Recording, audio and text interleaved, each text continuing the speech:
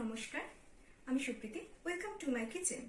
খুব সহজে কম ইনগ্রেডিয়েন্টের সাহায্যে কিভাবে চিকেন কষা বানানো যায় সেটাই আপনাদের আজকে আমি দেখাবো।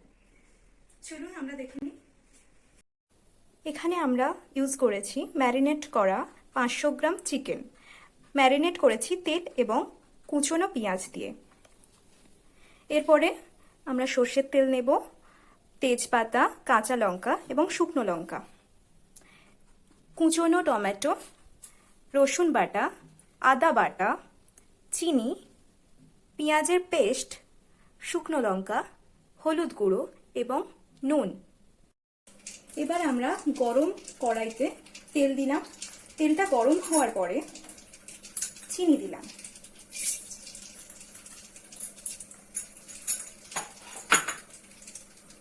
এরপরে তেজপাতা এবং শুকনো লঙ্কা কাটা দিলাম।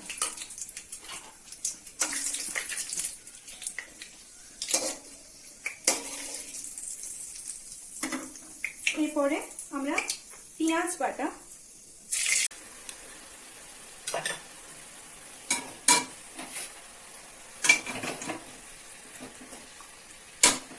একটু মিডিয়াম ফ্লেমে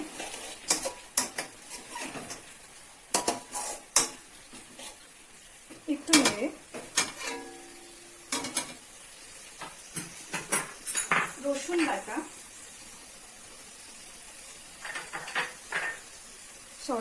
লঙ্কা বাটা,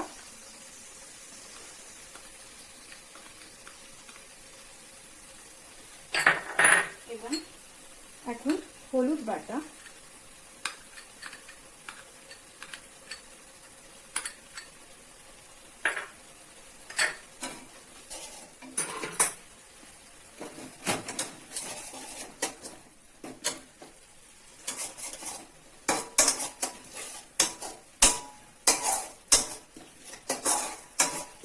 এবার আমরা মশলাটাকে একটু কষিয়ে নিচ্ছি।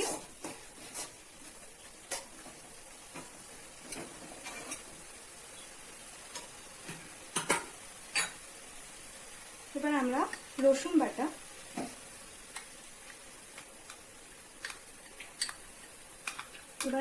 বাটা, দিলাম।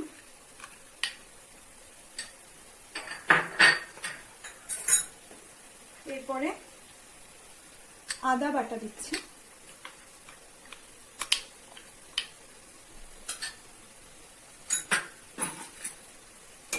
এবার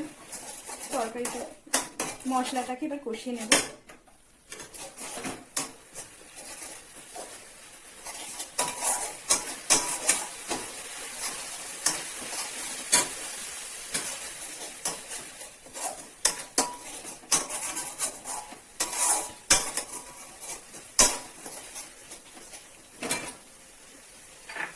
এবার টমেটো কুচি দিয়ে দিচ্ছি। এরপর কাঁচা লঙ্কা দিচ্ছি।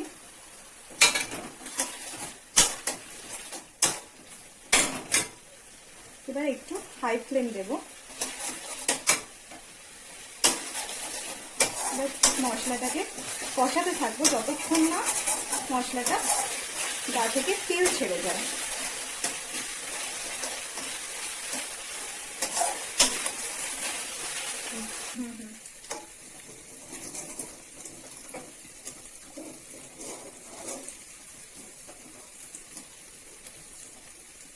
দেখুন আপনারা মশলাটা এবার ভাজা ভাজা হয়ে এসেছে। এবার আমি মাংসটা, ম্যারিনেট করা মাংসটা এতে ঢেলে দেব।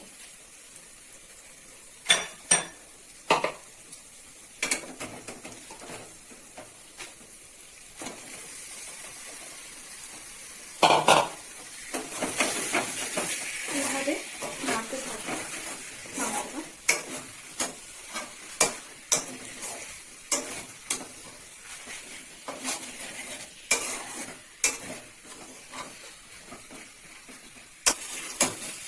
এইবার মাংসটাকে নেড়ে চেড়ে এর মধ্যে নুন দেওয়া হচ্ছে।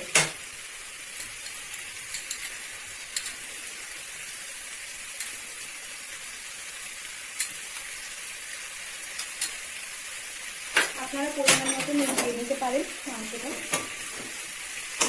এটা কিন্তু পুরোপুরি এখন মিডিয়াম ফ্লেমে হচ্ছে। এবার মাংসটাকে কষিয়ে নিতে হবে এবং মাংসটাকে কষিয়ে নেওয়ার জন্য আমরা মাংসটার উপরে একটু নেড়ে ছেড়ে ভালো করে মাংসটার উপরে ঢাকা দিয়ে দেব।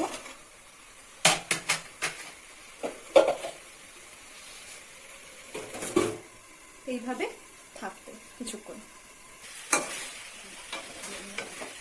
দেখুন ঢাকাটা খুলে নেওয়া হয়েছে।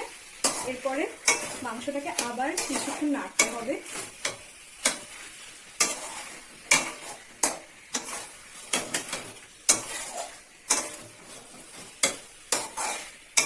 এভাবে কিছুক্ষণ নাড়তে নাড়তে ঢাকাটা আবার দিয়ে দিতে হবে 2 মিনিটের জন্য, 2 থেকে 3 মিনিট।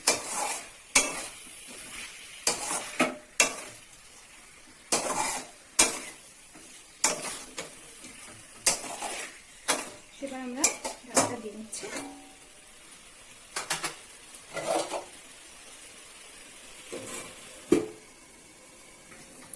এখানে ঢাকনাটা খুলে দেওয়ার পরে মাংসটা কেমন কালার চলে এসেছে এবং মাংসটা হওয়ার পথে।